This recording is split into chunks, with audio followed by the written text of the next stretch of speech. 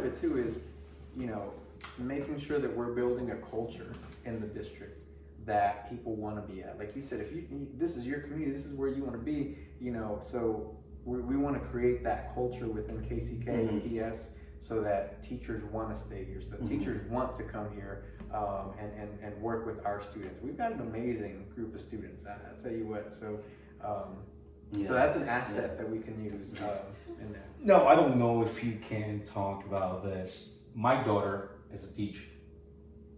In KCK? Wichita. Oh, can we bring her? I would love to. I told her, I said, you gotta get out of there. No, I'm just kidding. But she's an art teacher. Very talented, not because she's my daughter. But I said, God bless you. Make sure you also get your master's degree because you're gonna be poor for the rest of your life.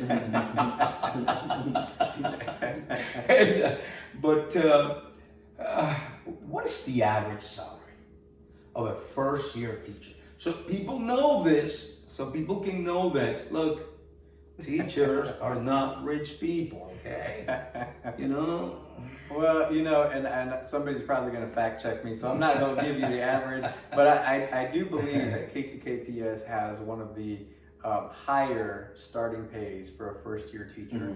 And that's one of the ways that we try to recruit folks, right? So we are competitive when it comes to that first year teacher salary, because we know it's important to get them in that door. And while they may, you're right, like educators aren't the highest paid professions in the country, which is a shame because educators are so crucial to building our the future. success, of our in the future. Yeah. So, but we are competitive with our salary, both first year starting teacher and then beyond, and we work strongly in conjunction with our teachers union to make sure every year we're having those conversations. So yeah, I won't say what the actual average is because I'll get fact checked. But it's not like they're walking in making $100,000 a year. I wish I'd become a teacher too. Now, for those of you, and pardon my language, knuckleheads, if you have a master's degree, if you have a PhD, remember this: a lowly paid elementary school teacher, kindergarten teacher, educated you with a little bit of a salary like this.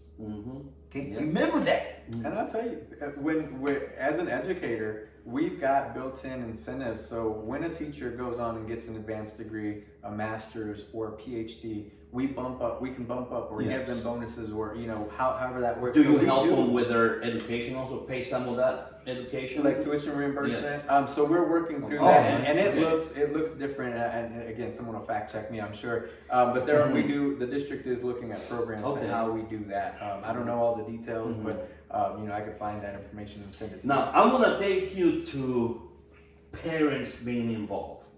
Yes, please, parents. It's something that I've dealt with since I started working for the district, and I met with a couple of administrators and a superintendent, and they asked me, how can we bring parents into the school and continue to support their kids and be a part of their kids?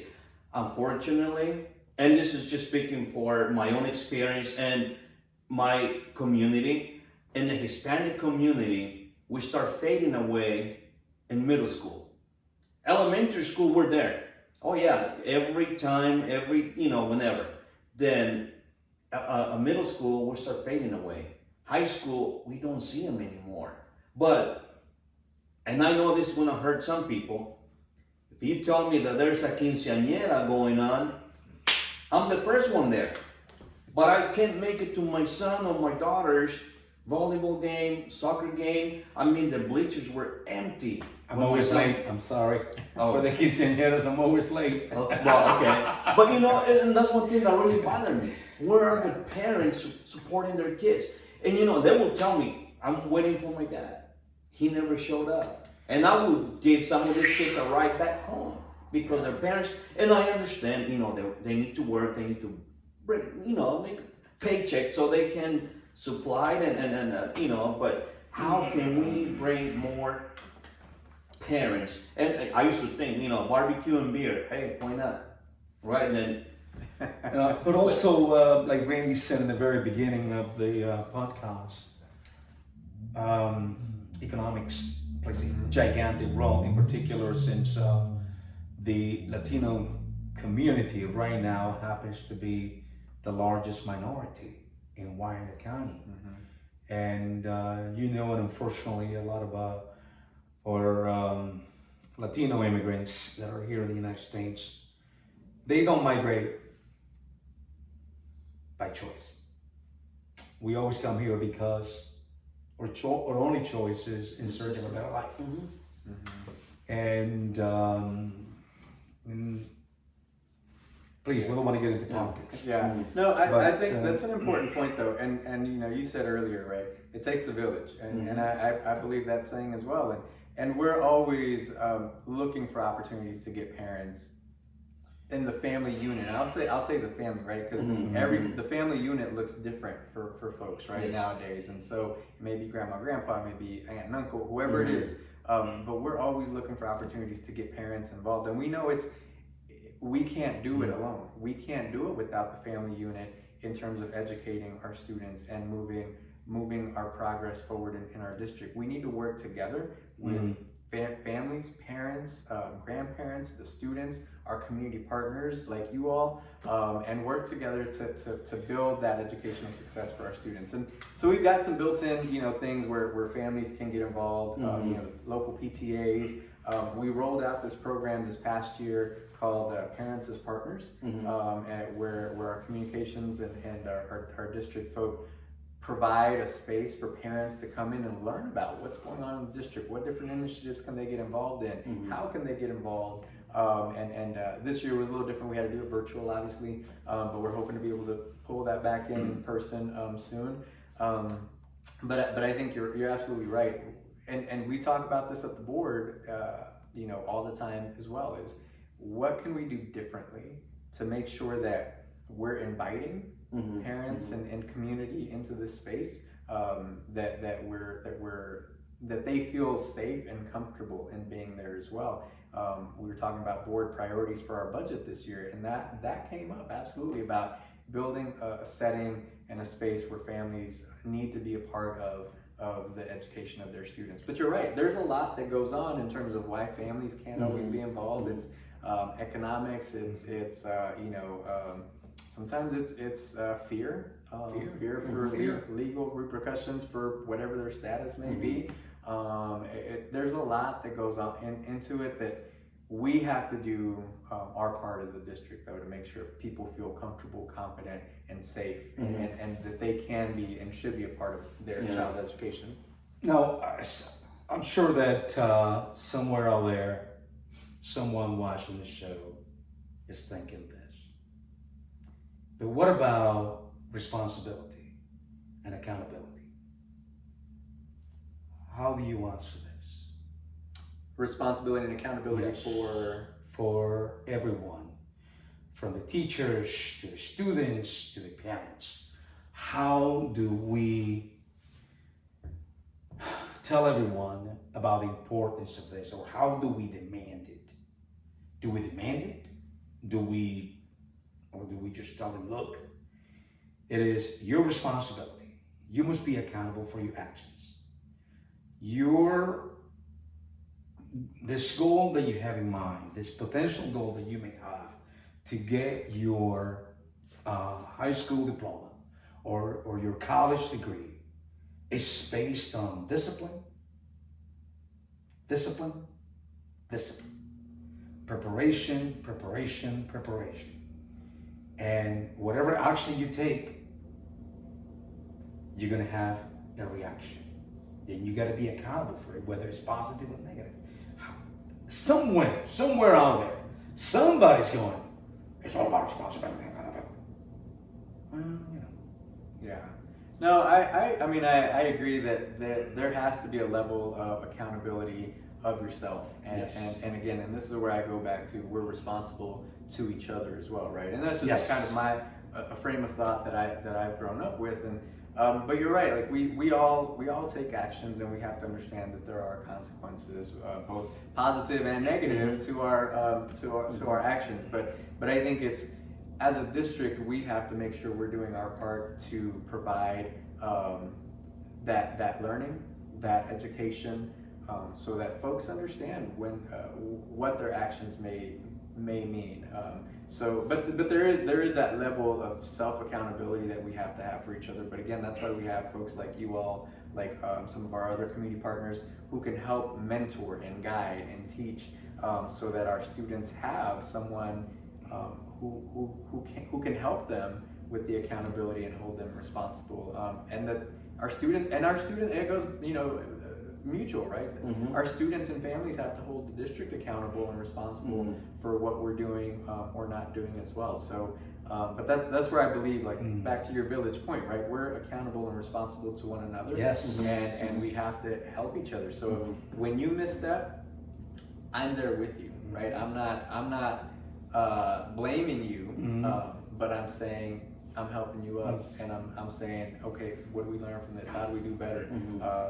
So I think that's the mindset for me. Anyways. I'm very involved in our community, in the school district.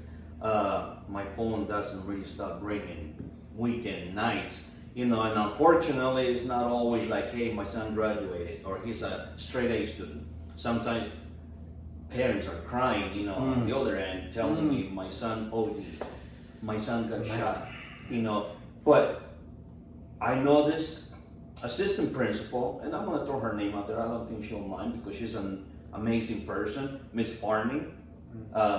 She's at Central Middle School now. She run this program that I used to help her out all the time. Padres comprometidos, like engaged parents. Yes, yes, engaged. And she really has tried to bring parents into the school and to continue to keep them engaged. And a lot of these parents really learn more about not just themselves but their kids. A lot of times we say, "Oh, I know my son, I know my daughter. She won't do this, or he won't do that," but truly, and I asked this question in one of our meetings: what's his or her favorite color? Who are their friends? Well, I really don't know. And I had a parent that came up to me and they said, you're right, I don't know my son. If we don't know our kids, how can we help them? And that's one thing that Ms. Barney's doing. She's closing the gap between parents and students also, and helping them to come on to the school and be a part of it and stay active and involved. Yeah, no, that's the Padres Comprometidos. It's an amazing initiative that the district is doing, and the buildings are doing, again, working. And that's the Spanish arm of the Parents as Partners program that I talked about earlier, right? But I think that to your point, one of the main goals is to be able to provide a space where parents feel safe. They can come and learn about what's happening at the school, what's happening with their child's education.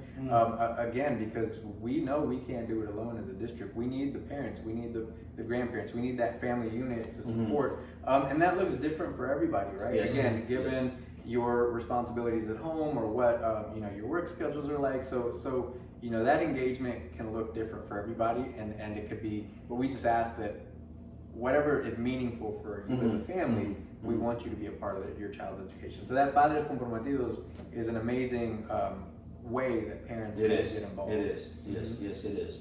It is. We don't want to keep you here too long. No, this is fun. No, this is great. I mean, I know we can go on. We can go on and on and on. We can go on forever and ever. For anybody, anybody who graduates, for any of these young people who are thinking about becoming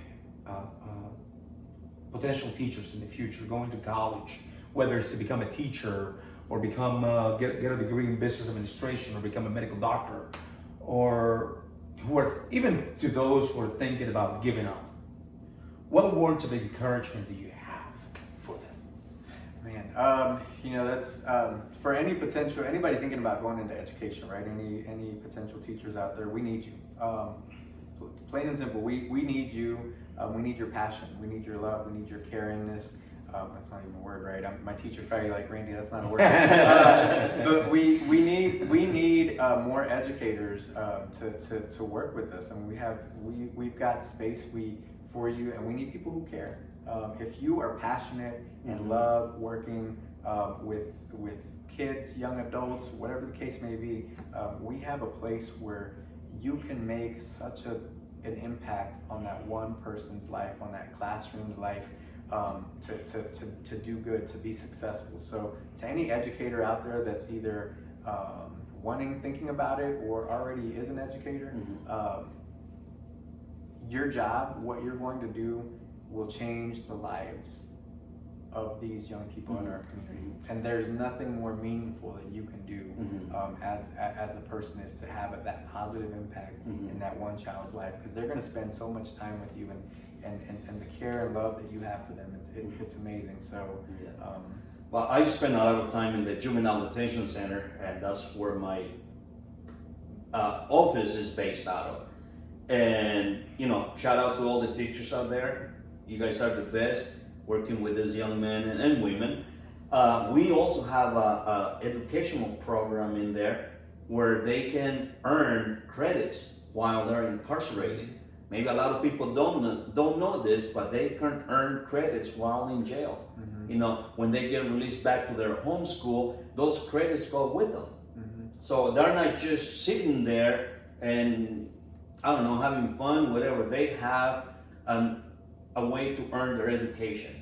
And I believe maybe a lot of people don't know that, but it's there. Also, I know they're gonna ask me, when are they going to get a pay raise? You don't have to answer to this, but they'll say, when are we gonna get a pay raise again? No, that's an excellent. I appreciate that question, and again, that's something that we talk about at the board level every year in terms of how do we compensate our staff, and both classified and certified. And there's some intricacies in that when you're dealing with the union and negotiations. So I obviously can't get into too much of that, but we're always looking at how we can increase and compensate fairly and equitably all of our staff. So stay tuned. More information to come on that. That's we're in budget conversations right now, budget season for the school district, and going through our budget. So that is a conversation we're having. Okay. Well, I have an idea. We can bring you back to the dot pot to make that announcement. Right? I know we've been on for quite a while now, but do you have any programs for anybody? I know you said that you are in need of sub-teachers, substitutes, but what about people who are willing to volunteer also to help teachers?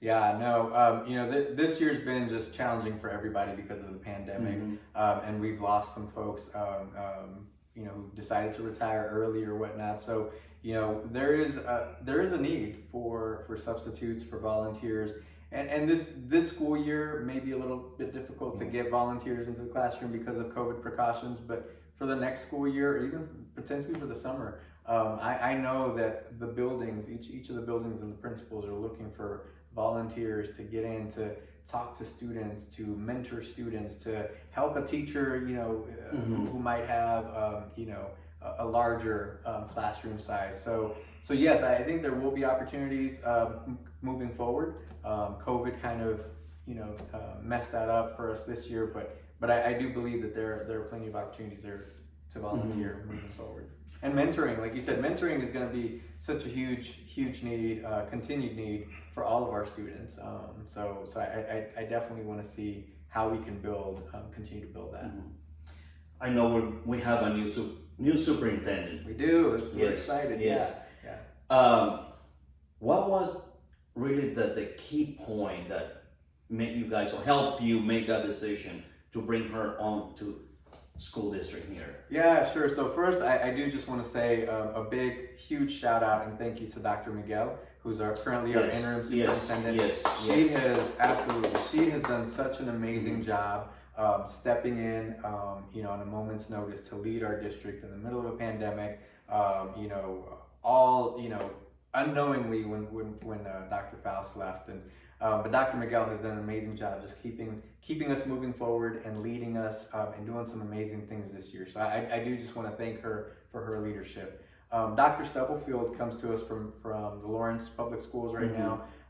And she brings some experience as a previous interim superintendent, as a deputy superintendent at that higher administrative level. Her background in equity and HR, she cares about the community. She's student taught in the district, so she got her beginnings in the district, and we're just, we couldn't be more excited to have Dr. Stubblefield joining the team and working with our district and students, and yeah, we're excited for what's going to come. Okay, so you have mentioned the word equity several times throughout the interview. In terms of education, how do you define equity? Yeah, well, I think that's something that everyone's always trying to figure out, right? What does equity actually mean, or how does it look like? And then you always hear about how do you operationalize equity. For us, we are continuing to learn what does equity actually look like. How can we be equitable in our education? That means how do we provide resources to all of our students, and how do we look at those more vulnerable students, and making sure that they have what they need, and also our teachers as well, right? That our teachers have the materials, the resources to be able to work with the most vulnerable students. So equity takes a lot of looks a lot of different ways. It means changing the way we speak, changing the way we think, changing the way we view our students and our community. It means it means getting